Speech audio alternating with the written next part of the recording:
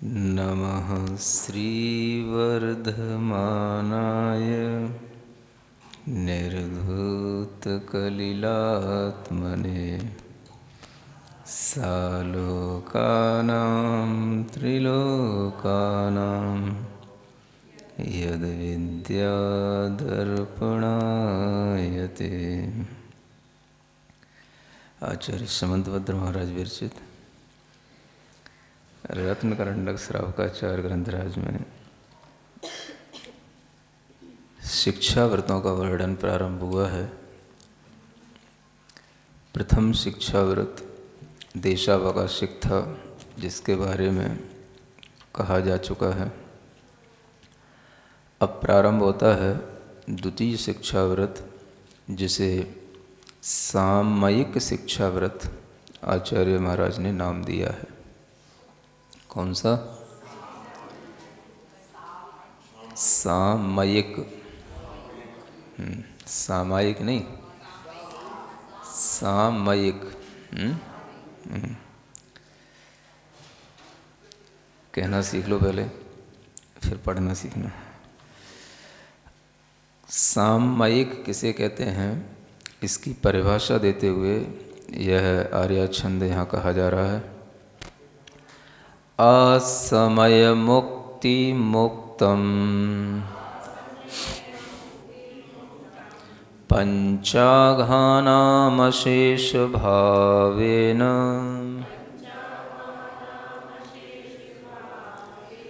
सर्वत्र च सामयिकाः सामयिकं नाम शंसन्ति। पढ़ें। असमय मुक्ति मुक्तम पंचाघानामशेष भावेन सर्वत्र च सामयिकाः सामयिकं नाम शंसन्ति। सामयिकाः सामयिकं नाम शंसन्ति। जो सामयिक हैं, समय को जानते हैं, आगम को जानते हैं, वह इसको सामयिक कहते हैं। वह इसे सामयिक कहते हैं। किसे?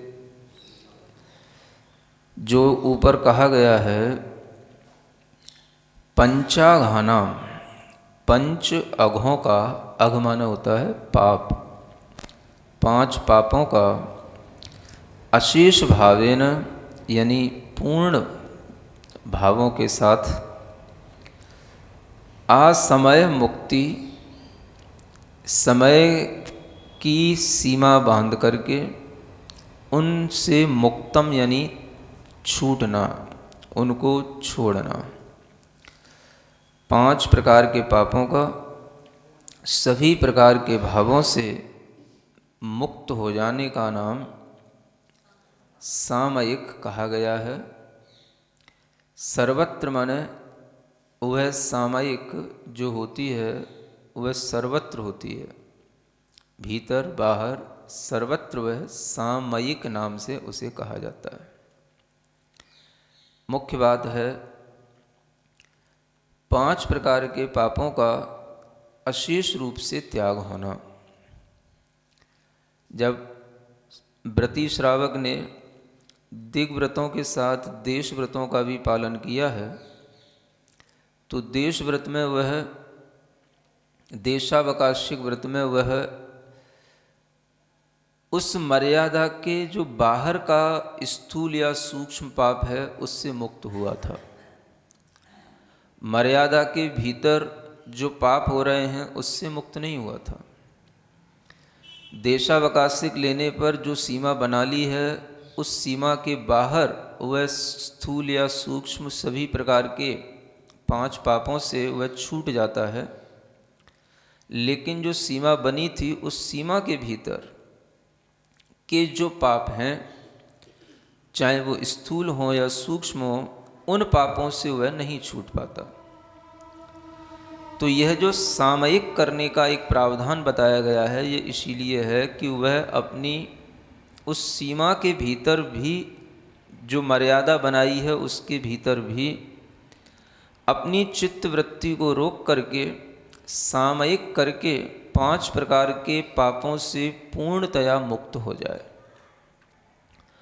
और वह 5 प्रकार के पापों से मुक्त होने के लिए यहाँ पर सर्वत्र जो शब्द दिया है उसका मतलब है कि अब वह मर्यादा के भीतर के भी पापों से मुक्त है और मर्यादा के बाहर के भी पापों से मुक्त है।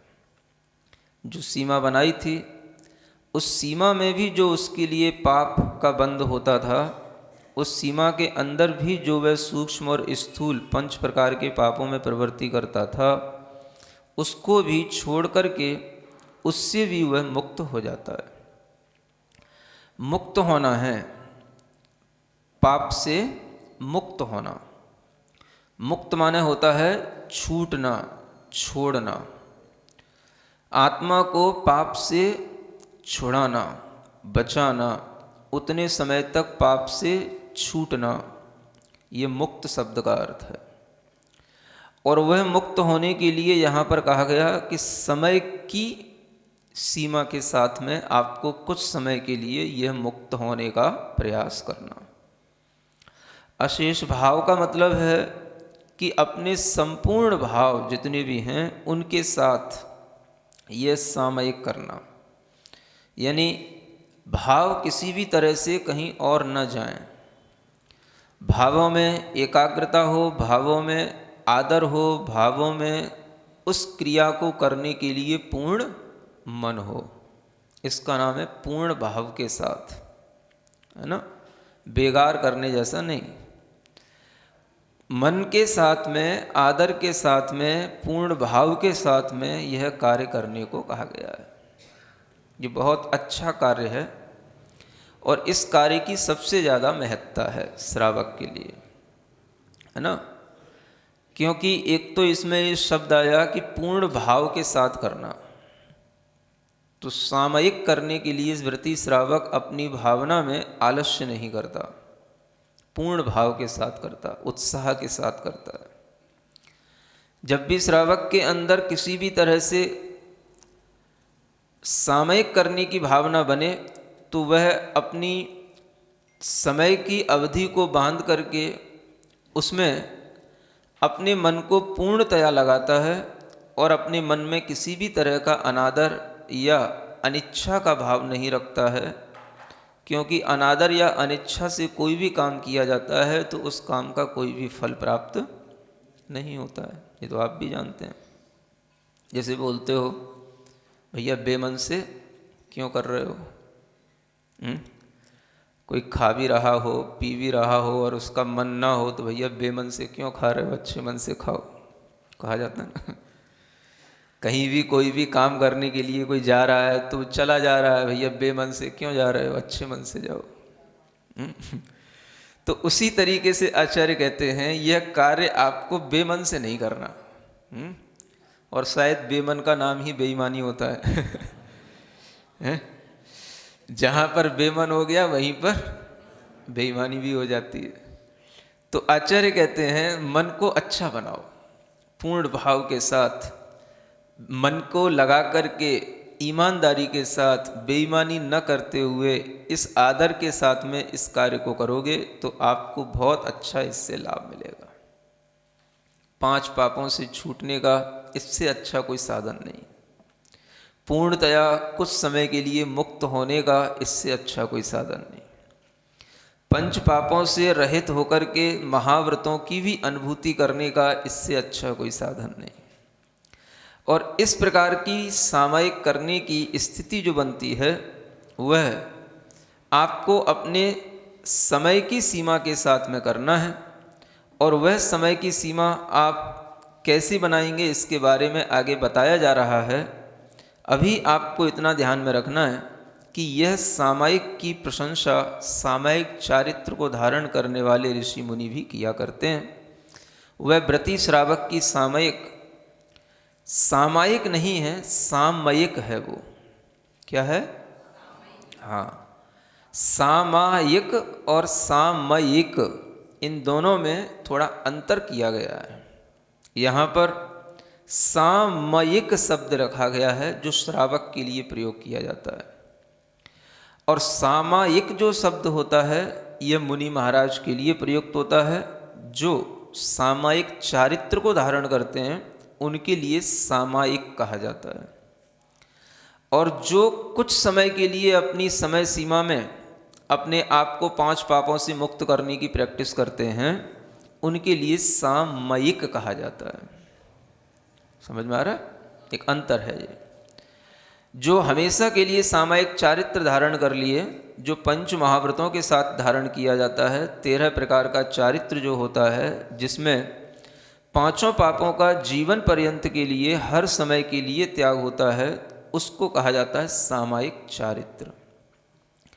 श्रावक हर समय के लिए 5 पापों से मुक्त पूर्ण रूप से नहीं रह पाता, इसलिए वह कुछ समय निकालता है 5 पापों से मुक्त होने का।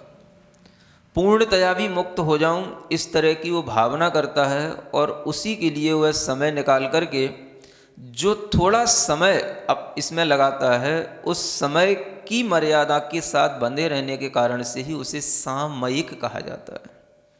सामयिक शब्द जो है वो समय की मर्यादा के साथ बंधा हुआ है। और सामायिक जो है वो सम आयः समता भावः, जो समता का भाव हमेशा बना रहना है उसका नाम है सामायिक।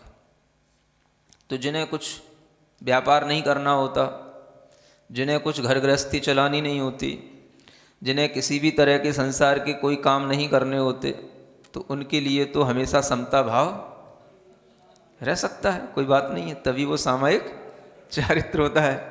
लेकिन जिन्हें घर गृहस्थी चलानी है, व्यापार करना है, दुकानदारी करना है, ग्राहकी करना है, परिवार को भी देखना है, मोहल्ला पड़ोस को भी देखना है, दुनियादारी भी जानना है, उनके लिए सामायिक करना तो असंभव ही है। सामायिक असंभव है, तो वो क्या करते हैं?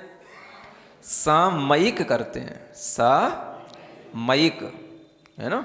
यहाँ पर माँ के ऊपर डंडा नहीं है ना। सामायिक ये कहलाया मुनि महाराज का सामायिक। और इसमें से बस डंडा निकाल दो एक, सामयिक, तो ये हो गई गृहस्थों की सामयिक, है ना। देखो गौर से, सामयिक लिखा है ना, इसको ध्यान से देखो। ये बहुत अच्छा एक विश्लेषण है जो समझने योग्य है कि गृहस्थों के लिए हमेशा 5 पापों से पूर्ण रूप से हर भाव के साथ में मुक्त होना संभव नहीं होता। तो वह जितने समय के लिए इस तरह की स्थिति बनाएगा उतने समय के लिए वह सामयिक वाला श्रावक कहलाएगा। वो उतने समय के लिए कहलाएगा। उसने छोड़ दी सामयिक, तो अब वो सामयिक उसकी छूट गई, तो अब वो जो श्रावक है वह अब सामयिक नहीं कहलाएगा, है ना। अब वो असामयिक हो गया। वो क्या हो गया? असामयिक हो गया। वो अब समय की बंधन में नहीं रहा। अब वो कुछ भी करने जा रहा है, कहीं भी जा रहा है, अपने घर के काम कर रहा है, 5 पापों में अब वो प्रवृत्ति करने लग गया, तो अब वो असामयिक हो गया। तो जो श्रावक होता है वो कुछ समय के लिए ही समता भाव की आराधना करता है, कुछ समय के लिए ही अपने आप को 5 पापों से मुक्त करने का मानस बनाता है। वो जानता है कि मैं हर समय इसमें नहीं रह सकता, इसलिए कुछ समय तो हमें करना है। जितने समय करना है उतने समय हमें पूर्ण आदर भाव के साथ करना है, मन के साथ करना है। और उसके लिए वह जो अपने अंदर उत्सुकता रखता है उसी के कारण से उसका मन कुछ समय के लिए भी थोड़ा सा समता भाव में आ जाता है। हर समय समता भाव बना रहना, है ना, मुश्किल ही है। हर समय राग द्वेष से रहित होना, हर समय किसी भी तरह के लाभ में अलाभ में हर्ष विषाद नहीं होना, ये सब श्रावक के लिए हमेशा संभव नहीं होता, क्योंकि वह अपने आप को दुनिया के हर कार्य में इन्वॉल्व करके रखता है। तो आप जितने कार्यों में अपने आप का इन्वॉल्वमेंट रखेंगे उतने संबंधी आपको हर्ष विषाद भी होते रहेंगे। हर्ष विषाद होंगे तो उसी से राग द्वेष होंगे, राग द्वेष होंगे तो समत्व भाव बनेगा नहीं, इसलिए समत्व भाव के लिए निर्ममत्व भाव आवश्यक है, और निर्ममत्व भाव के लिए वह कुछ समय के लिए वह ममता रहित होकर के अपने आप की आत्मा को पूर्ण रूप से पर द्रव्यों से, पर भावों से बचा करके सामयिक करने का मन बनाता है। समझ में आ रहा है? अब देखो वो सामयिक करने का मन कैसे बनाता है। आगे का छंद पढ़ते हैं। मूर्धरुह मुष्टिवासो बंधम पर्यंक बंधनम चापि स्थानमुपवेशनं वा समयं जानन्ति समयज्ञाः। पढ़े। मूर्धरुह मुष्टिवासो बंधम पर्यंक बंधनं चापि स्थानमुपवेशनं वा समयं जानन्ति समयज्ञाः। देखो समय किसे कहते हैं? समय से बंधने का नाम सामयिक है। तो समय की परिभाषा क्या? तो समयज्ञ यानी समय को जानने वाले, समय जानते हैं। क्या समय जानते हैं? जो यहाँ बताया जा रहा है वो उसको उन्होंने समय जाना है। मूर्ध रूह मुष्टि वासो बंधम, ये एक शब्द है पूरा, एक पद है पूरा, है ना। यहाँ पर तीन चीजें हैं, मूर्ध रूह, मुष्टि और वास, इनका बंध चाहिए। मूर्धरूह कहते हैं जो सिर के ऊपर बाल होते हैं, मूर्धन्य बोलते हैं, मूर्धना, उस पर उत्पन्न होने वाले, रूह माने उत्पन्न होने वाले बाल, उन बालों को बांधना, सिर के बाल बांधना, चोटी बनाना, सिर के बाल बांध करके रखना। सुन रहे हो? फिर कहते हैं मुष्टि बंध, बंध शब्द तीनों के साथ लगाना। तो मुट्ठी बांधना, मुष्टि माने मुट्ठी, ठीक है ना। प्राकृत में मुट्ठी बनता है, उसी को हम हिंदी बोलते हैं मुट्ठी बांध ली, और संस्कृत में उसको मुष्टि कहते हैं। तो मुट्ठी बंद होना चाहिए, ठीक है। और तीसरा बताया वासोबंध। वास शब्द होता है कपड़े के लिए, वस्त्र के लिए। तो अपने वस्त्र बांध के रखो। तीन चीजें पहले बांधो। इसी को बांधने में जो आपके लिए बांधने के बाद जितनी देर तक ये बंधा रहे, वही सामयिक का समय जानो। ये बंध जो है जितनी देर तक लगा रहे, समझ आ रहा है ना। अब पहले के लोगों के पास में घड़ियां तो होती नहीं थी, हाँ? और किसी भी तरीके के अलार्म तो होते नहीं थे, मोबाइल होते नहीं थे। तो लोग किस तरीके से अपने आप के समय का नियोजन करते थे? तो ऐसे करते थे। आप अपने बालों को थोड़ी देर के लिए बांध के रखो, है ना, या अपने कपड़ों को बांध करके रखो, या अपनी मुट्ठी बांध करके रखो। जितनी देर तक हमारी यह मुट्ठी बंधी रहेगी, जितनी देर तक हमारे ये चोटी बंधी रहेगी यथावत, और जितनी देर तक हमारा ये जो दुपट्टा है या कपड़ा है, जितनी देर तक यथावत बना रहेगा, जैसा बांधा है वैसा ही बना रहेगा, उतनी देर तक हम सामयिक में हो रहे हैं। उतनी देर तक हम सामयिक हो जाते हैं। कुछ समझ आ रहा है? चोटी वालों के लिए तो चोटी समझ में आएगी। अब जिनके पास चोटी नहीं है वो क्या बांधेंगे? तो मुट्ठी बांधेंगे, कपड़ा बांधेंगे। इसका मतलब यह है कि पहले का व्यक्ति कपड़ा भी जो पहनता था वो ऐसे कपड़े पहनता था जैसे कि मतलब पुरुष भी ऊपर जो है दुपट्टे वाले कपड़े पहनता था, है ना। जैसे आजकल ब्रह्मचारी लोग जो पहनते हुए दिखते हैं, वैसे हमेशा कपड़े पहनने का यही रिवाज रहता था, ठीक है ना। तो उस कपड़े के कोई भी दो छोर जो अपन ने थोड़े से बांध के रख लिए, अब उसी के बंधन के साथ में वो थोड़ी देर तक, जितनी देर तक वो बंधा रहेगा उतनी देर तक हमारी सामयिक है। और होता भी है, अगर आप देखोगे तो आपकी मुट्ठी, जैसे कभी आप बांध के देखना, मुट्ठी बांध लेना ऐसे, है ना, आप देखना कितनी देर तक आप मुट्ठी बांध के रख सकते हो। हाँ, आधा घंटा, पौन घंटा, आप पसीना पसीना हो जाओगे है ना। और मुट्ठी खुलना नहीं चाहिए, और मुट्ठी जब बिल्कुल लगने लग जाए कि अब खुलने ही वाली है, तो बस सोच लो हो गई अपनी सामयिक हो गई। तो समय इस तरीके से जाना जाता था पहले, इसलिए यहाँ पर ये उपाय बताए जा रहे हैं। पहले ये नहीं होता था कि हमने घड़ी रख ली और घड़ी देख रहे हैं 45 मिनट हो गए, 48 मिनट हो गए, 1 घंटा हो गया, समझ आ रहा है। तो ये घड़ी देखने वाली सामयिक नहीं होती है। सामयिक इसी तरह से बंधन के साथ में होती, जब तक ये बंध पड़ा रहे। ठीक है। अब इसमें जो जो चीज़ें जिसके लिए उपयोगी हों वो उस तरीके से कर सकता है। अब आप देखो, बाल भी जो है बहुत जल्दी बिखर जाते हैं। आप जैसे चुटिया बना लेते हो, सिर पे पल्लू डालते हो, कब उतर जाता है आपको पता ही नहीं पड़ता, है ना। तो शायद ये बात स्त्रियों के लिए ज़्यादा हो, चोटी बनाने वाली बात। पुरुष भी पहले चोटी रखते थे, है ना।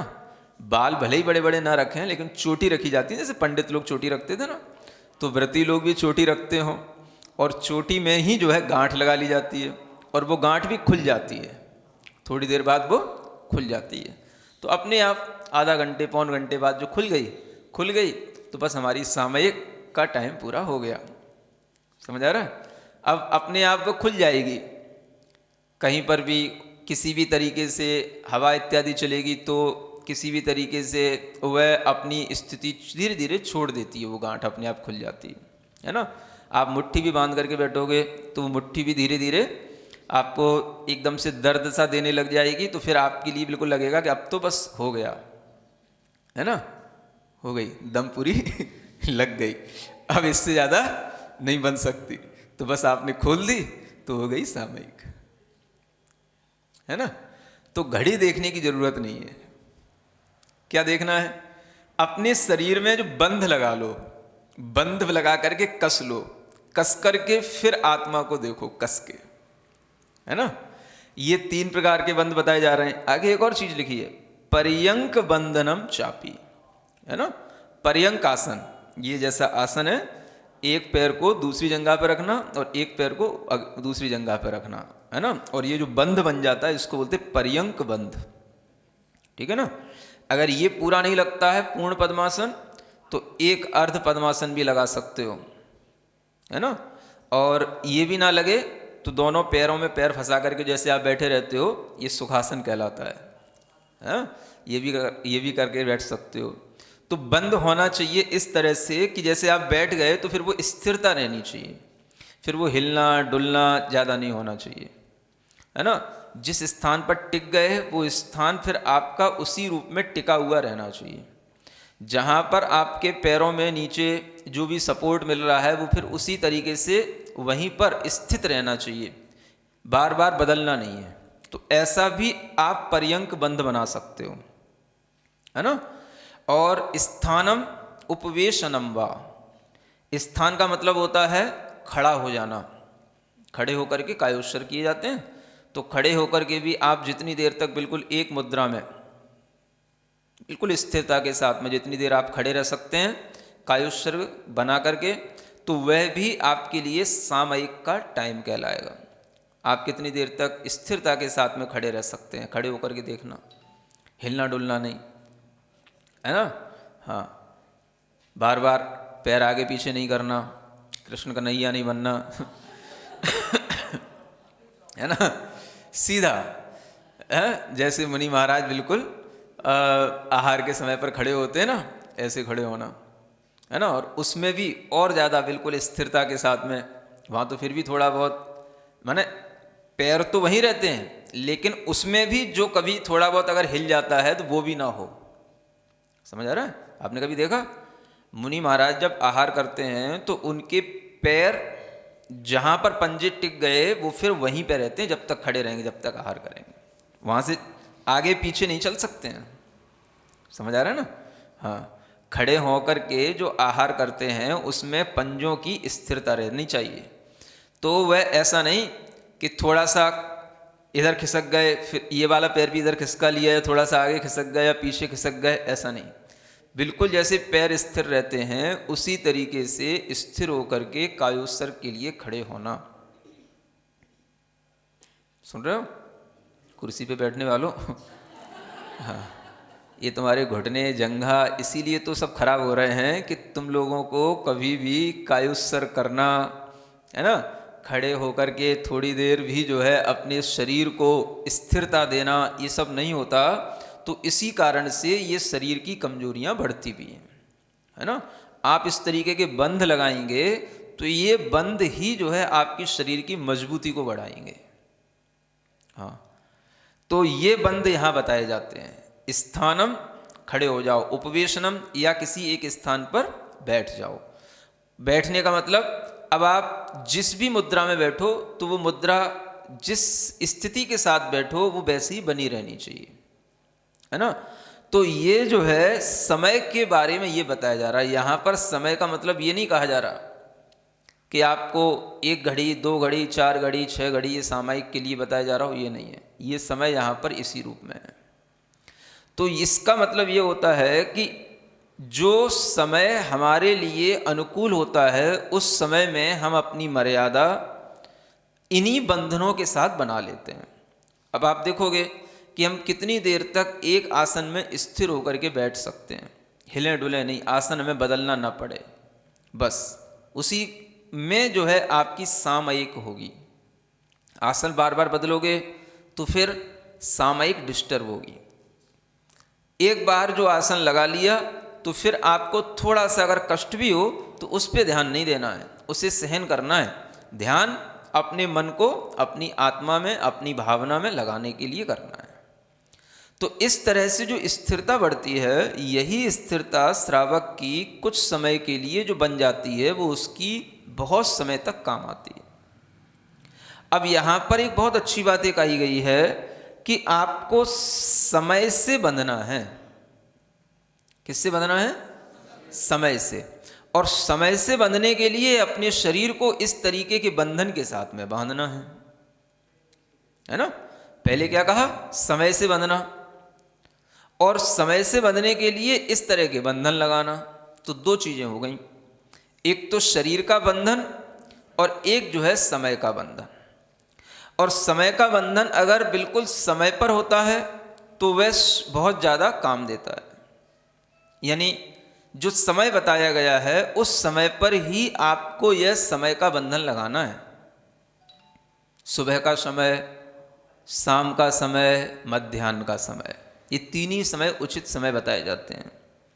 सुबह का समय जो सूर्योदय का समय होता है, सूर्योदय से कुछ समय पहले और कुछ समय बाद। शाम का समय भी सूर्यास्त का समय, कुछ समय पहले कुछ समय बाद। मध्याह्न में भी जब बिल्कुल दोपहर होती है 12 बजे से 1 बजे तक का वह समय, वह मध्याह्न का समय। तो समय की मर्यादा को जानना, समय की नियामकता को जानना और समय की महत्ता को जानना। जो व्यक्ति समय की महत्ता को जानेगा वो समय पर अपने आप को सामयिक में लाएगा तो उसके परिणाम बहुत अच्छे आते हैं। अन्य समयों पर इतने अच्छे परिणाम नहीं आते जितने जो उचित समय होता है उस समय पर जो कार्य किया जाता है उसके परिणाम इतने अच्छे दिखाई देते हैं। आप जानते हो दुनिया में बहुत से काम समय पर ही होते हैं। हर अच्छे काम, मंगल काम आप समय ढूंढ करके ही करते हैं। घर में प्रवेश करना है, अच्छा मुहूर्त देखते हो। विवाह करना है, मुहूर्त देखते हो। हर काम के लिए आपको समय देखना पड़ता है, समय उचित है कि नहीं है। समय पर ही आप देखोगे जो फसल बोई जाती है वो समय पर बोई जाती है तो उस फसल का समय पर ही समापन भी होता है। हर फसल को बोने का अपना अपना एक फिक्स ऋतु होती है, फिक्स समय होता है। समय पर ही सब चीज़ें होती हैं। जिस समय पर जो मौसम हो रहा है उसके अनुसार जो फसल आनी होगी उसी के अनुसार आप बीज बोओगे तो वह उस मौसम में फलित होगी। समय का महत्व होता है, इतना महत्व होता है कि स्वाति नक्षत्र होता है एक, सुना है ना सबने? उस स्वाति नक्षत्र में अगर वह सीप के मुंह में एक बूंद पानी की अगर मेघ से गिरती है उस नक्षत्र में, तो मोती बन जाती है। अन्य समय में नहीं बनती। स्वाति नक्षत्र में सीप के मुंह में गिरी हुई पानी की बूंद मोती बन जाती है। ये समय का भी एक अपना महत्व है। तो जो लोग पूछते हैं कि हमें किस समय पर सामायिक करना चाहिए या हमें क्या समय अपने लिए स्थिरता का या ध्यान का उचित होता है, उन्हें यह पता होना चाहिए कि समय सुबह का, दोपहर का या शाम का, ये संध्या समय कहलाते हैं। और इन्हीं संध्या समय पर सबसे ज़्यादा हमारे लिए स्थिरता की ज़रूरत होती है। जो व्यक्ति सुबह की संध्या के समय पर स्थिर होकर के अपना सामयिक ध्यान इत्यादि का कार्य करता है, वह दिन भर के लिए अपने को बहुत ऊर्जावान बना लेता है। दोपहर में अगर आपको फिर समय मिल गया तो आप शाम तक के लिए अपने आप को ऊर्जावान बनाए रखोगे, और शाम को भी समय मिल गया तो फिर रात में अच्छी नींद आएगी और सुबह फिर समय पर उठोगे, तो फिर आपके लिए जो एक पूरा साइकिल बन जाएगा, ये सब आपकी डे टू डे लाइफ के लिए बहुत ज़्यादा काम का होगा। तो इस तरह की जो ये प्रक्रिया है, यह अपने मन को शांत रखने के लिए की जाने वाली, समय पर अपनाई जाने वाली प्रक्रिया है। आप समय पर मन की शांति का प्रयास करोगे तो समय पर तो हो जाएगा, असमय में करोगे तो आपको थोड़ी कठिनता जाएगी। जब आपका मन उद्विग्न हो, एंजाइटी ज़्यादा हो, तो आप उस समय पर, जो संध्या समय आता है, उस समय पर अपना मन बना करके बैठ जाओ थोड़ी देर के लिए। क्या करना? मैं सब प्रकार की चिंताओं से मुक्त, सब प्रकार के ममत्व भाव से मुक्त होकर के अपने आत्मा की और अपनी परमात्मा की भावना और ध्यान करने के लिए यह थोड़ा समय निकालने के लिए बैठ रहा हूँ। बस इतना सा विचार करके आप शांत चित्त होकर के बैठो, आपका मन धीरे धीरे शांत हो जाएगा। सामयिक करने का मतलब ही है मन की शांति, उसका अनुभव करना, मन की शांति का अनुभव करना। अन्यथा मन शांत नहीं होता, उसे शांत करने के लिए भी समय दिया जाता है। ये टाइम मन की शांति का अनुभव करने के लिए। इस समय पर मन के अंदर कोई चिंता करने का काम नहीं करना, भागा दौड़ी वाले काम नहीं करना, उद्वेग जिससे बढ़ जाए वो काम नहीं करना, जिससे व्याकुलताएं और ज़्यादा उत्पन्न हो वो काम नहीं करना। इस समय पर आप शांत हो जाओ, आगे पीछे काम करो, आप देखोगे आपको अच्छे समाधान मिलेंगे, आपका मन प्रसन्न रहेगा और आपके लिए किसी भी तरह की जो भी मन में उद्वेदनाएं उत्पन्न होती हैं वो सब शांत करने का एक अभ्यास बनने पर आपका मन अपने आप अच्छे ढंग से आपको हमेशा आपके साथ रहेगा और आपको प्रसन्न रखेगा।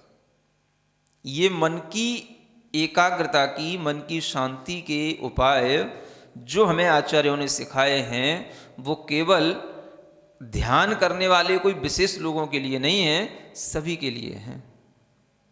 श्रावक मात्र इनका पहले खूब अच्छे ढंग से अभ्यास करता था, और इसमें जिस श्रावक का मन लगता है तो वह श्रावक बहुत अच्छी आत्मविशुद्धि रखता है और उसके अंदर आत्म भावना बनी रहती है।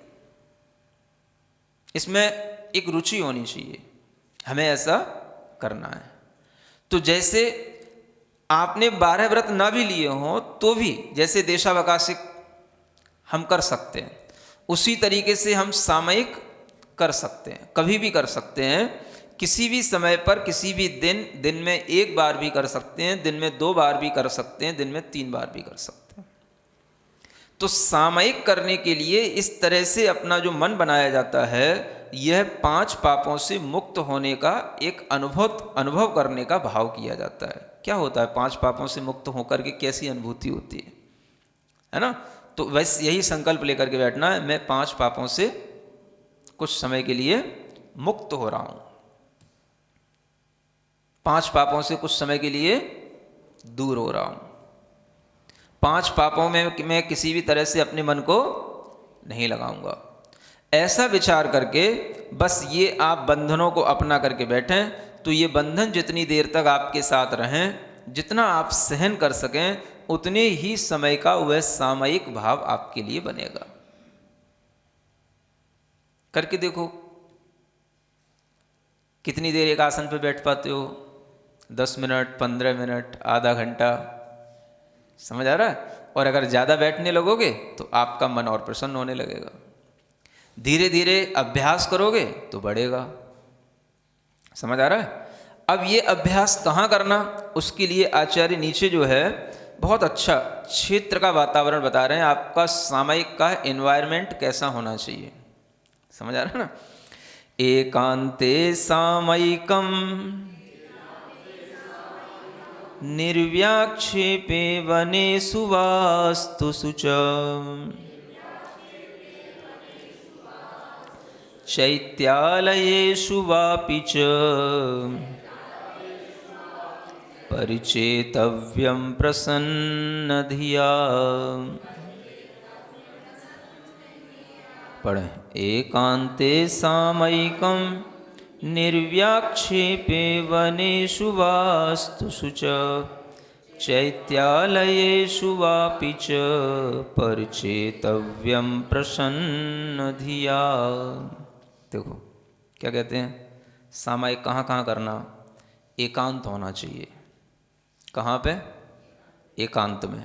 एकांत का मतलब जहाँ पर शोरगुल न हो, ऐसा स्थान ढूंढ करके बैठो। जहाँ पर बच्चे चिल्ला नहीं रहे हों, जहाँ पर कलह की संभावना ना हो, जहाँ पर बाहर की आवाज़ें ज़्यादा लड़ाई झगड़े की ना आती हों, जहाँ पर किसी की बातचीतें ज़ोर ज़ोर से ना होती हों, ऐसा एकांत स्थान ढूंढो। फिर एकांते, वह एकांत कैसा होना चाहिए? निर्व्याक्षेपे, व्याक्षेप से रहित, माने तरह तरह की बाधाओं से रहित। वहाँ पर किसी भी तरह से बाधाएं, पशुओं की, पक्षियों की, मच्छरों की, मक्खियों की, ये सब भी ना हो। अनुकूलता के साथ बैठो। जहाँ पर आपको बैठने में दिक्कत ना आए उसी स्थान पर बैठो। जो वातावरण आपको रम्य लगता हो, मनोहर लगता हो, उसी स्थान पर बैठो, कोई दिक्कत नहीं। हाँ, लेकिन वह होना चाहिए आपके अनुकूल, जहाँ आप थोड़ी देर तक निश्चिंतता के साथ बैठ सको। हिलाना डुलाना, हाथ पैरों का न करना पड़े, मच्छर मक्खियाँ न काटें, प्रयास करो ऐसे स्थान पर बैठ करके सामयिक करना है। सामयिक करने से पहले तो व्यवस्था बना सकते हो, फिर होने के बाद फिर कोई व्यवस्था नहीं बनती है। हाँ, तो प्रयास पहले से शुरुआत में ऐसा नहीं करना कि हमें कोई उपद्रव वाले स्थान पर जाके बैठ जाना है। पहले तो बढ़िया अच्छा रम्य स्थान ही ढूंढो, एकांत ढूंढो, जहाँ पर किसी भी तरह के पशु पक्षियों का, मच्छर मक्खियों का कोई भी आतंक ना हो, वो ढूंढो। और उस स्थान में बैठ करके, वो स्थान जहाँ भी मिले वहाँ पे बैठो। चाहे वो वनों में हो, चाहे वो वास्तु माने आपके ग्रहों में हो, चैत्यालय में हो, जिनालय में हो, कहीं भी हो ऐसा स्थान, है ना। कोई भी एकांत जगह, पर्वत होते हैं, गुफाएं होती हैं, बाग बगीचे होते हैं, सब जहाँ पर किसी भी तरह से कोई भी आकर के आपको डिस्टर्ब ना करे, उस स्थान पर बैठ करके चैत्यालयेषु वापि च लिखा है ना, चैत्यालयों में भी, जिनालयों में भी बैठ करके, जहाँ पर एकांत रहता हो, ज़्यादा लोगों के द्वारा कोई बाधा उत्पन्न ना होती हो, उन स्थानों में बैठ करके परिचेतव्यम, परिचेतव्य का मतलब होता है बढ़ाना चाहिए। जो आपने जितना अपना मन बनाया उससे भी बढ़ाना, और बढ़ाते हुए कैसे? प्रसन्न धिया, धी माने बुद्धि, प्रसन्न बुद्धि के साथ बढ़ाना।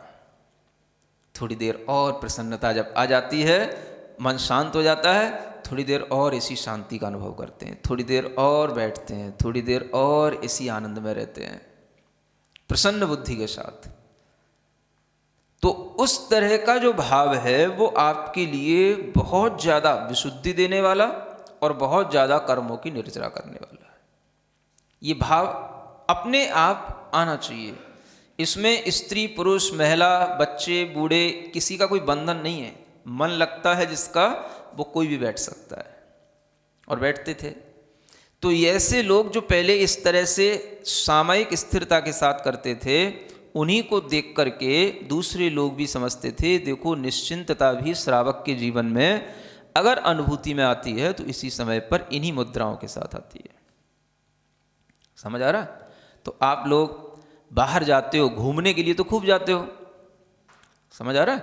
खूब बर्फीले स्थानों पर जाते हो, गार्डनों में जाते हो, पार्कों में जाते हो, तरह तरह के जो है ना वनों जंगलों में भी चले जाते हो। इधर सब मंसूरी की तरफ तरह तरह के जंगल हैं, सब चले जाते हो, घूमने तो खूब जाते हो, लेकिन वहाँ पर बस फोटो खिंचा करके चले जाते हो। समझ आ रहा ना? उन स्थानों पर जाकर के थोड़ी देर अपनी आपको बैठा करके वहाँ का आनंद लेना चाहिए। आपने वहाँ जाकर के क्या किया? हजारों रुपए खर्च किए और वहाँ जाकर के आप बस मेरा साथ फ़ोटो खींच लो, इसके साथ फ़ोटो खींच लो, एक बार उसने खींचा एक बार तुमने खींचा, बस इसी में जो है आप 2 घंटे खराब कर देते हो, इस एक्शन में उस एक्शन में, यहाँ पर वहाँ पर, और इसी में जो है जो वहाँ की रमणीयता है, जो वहाँ के वातावरण की पवित्रता है, जो वहाँ पर आपके चित्त को शांति मिलनी चाहिए थी, वो तो कुछ नहीं है। वो भी यहाँ पर भी वैसे ही पगला रहे थे और वहाँ पे भी आके पगलाने लगे वैसे ही। समझ आ रहा है ना? तो ऐसे वातावरण मिलते हैं, उन वातावरण में कभी आपका मन बने तो आपको इस तरह से बैठ करके वहाँ का आनंद लेना चाहिए। व्यक्ति जानता ही नहीं आनंद कैसे लिया जाता है, और फिर बाद में मतलब परेशान होता रहता है। घूमने गए थे, इतना खर्चा कर लिया और इतना सब कुछ हो गया, और आकर के थक करके फिर 3 दिन और पड़े हैं।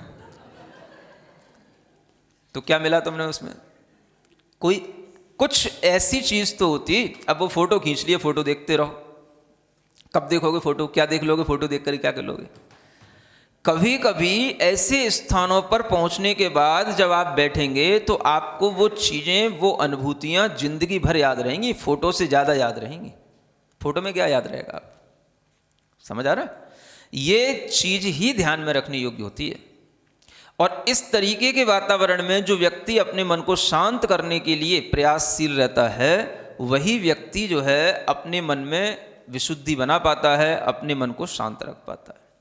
ऐसे वातावरण खूब मिलते हैं। आप लोग सम्मेद शिखर जाते हो? जाते ही रहते हो, है ना?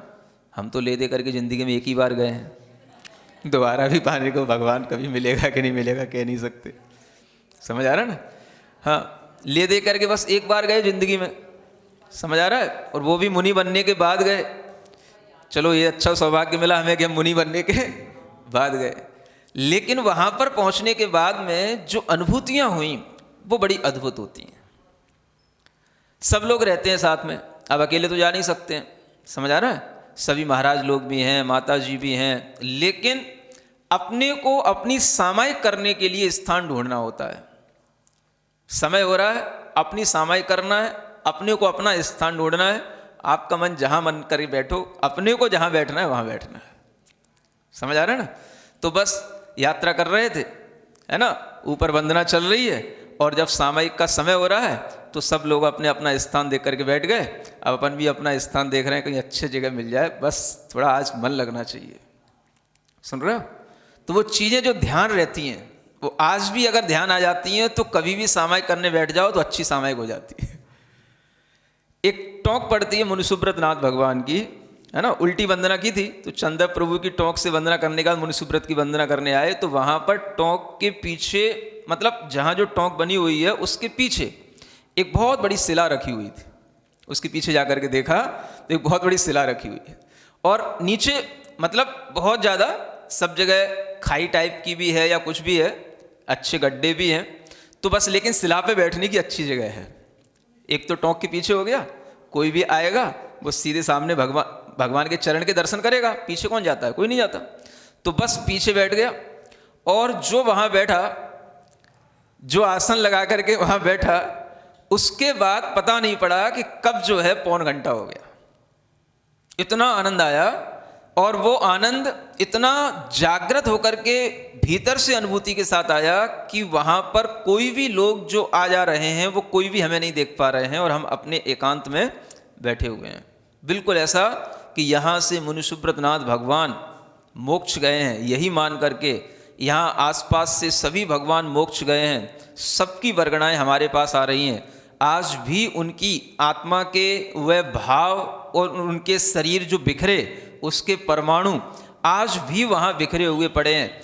ऐसी भावना के साथ में वो सामायिक की तो उसकी अनुभूति आज तक भी रहती है कि वो जो टोंक है मुनि सुब्रत नाथ भगवान की भूलते नहीं। समझ आ रहा? तो इस तरीके की जहाँ स्थितियाँ बनती हैं, कई जगह बनती हैं ऐसी स्थितियाँ। एक बार इधर जो बिजौलिया है, बिजौलिया पारसनाथ, समझ आ रहा ना, वहाँ पर भी पीछे बहुत अच्छे अच्छे पाषाण हैं और वहाँ पर भी चातुर्मास हुआ था, तो वहाँ पर भी बैठ करके कई बार सामायिक में बहुत अच्छा मन लगता है। वहाँ से चले आगे एक कान्हा का जंगल पड़ता है, समझ आ रहा है। श्रावक लोगों ने वहाँ पर रोक करके आहार पानी की व्यवस्था हुई और उसके बाद में आहारचर्या होने के बाद में सामायिक करने के लिए बैठे। बड़े प्राचीन तरह तरह के मंदिर, हिंदुओं के भी मंदिर बने हुए हैं, बहुत सारे वहाँ पर पहाड़, मंदिरों में कौन बैठे, मंदिरों के पीछे चले गए पहाड़ों पर, समझ आ रहा है। तो बस कोई ढूंढ ना पाए, कोई देख ना पाए और ऐसी जगह पे बैठ जाओ, बस जो वहाँ पर अनुभूतियाँ मिलती हैं वो अनुभूतियाँ फिर दुनिया की भीड़ में रह करके नहीं मिलती। समझ आ रहा है। तो ये चीज़ें कलेक्ट करना सीखो। अगर आपका मन कभी भी स्थिर होगा, जो आपको भीतर से आनंद आएगा वो आनंद आपका अपना होगा, बाकी सब दुनियादारी की बातें। समझ आ रहा है। तो इस तरह के स्थानों पर जो व्यक्ति जाकर के अपनी अनुभूतियां लेते हैं, उन्हीं के लिए हमेशा चित्त में शांति कैसी होती है ये महसूस होती है, आत्मा का आनंद कैसा होता है ये महसूस होता है। जो भी हम अच्छी अच्छी भावनाएं पढ़ते हैं उनका प्रैक्टिकल करने का यही स्थान होता है। और इसी प्रकार के स्थानों पर बैठ कर के जब आप आनंदित होते हैं तो इससे बढ़कर के दुनिया में कोई भी चीज़ नहीं जो आपको आनंदित कर सके। ये भीतर का आनंद, जीवन का आनंद, सच्चा आनंद, इसी को बोलते हैं चिदानंदमय शुद्ध है। मैं कैसा हूँ? चिदानंदमय हूँ, शुद्ध हूँ।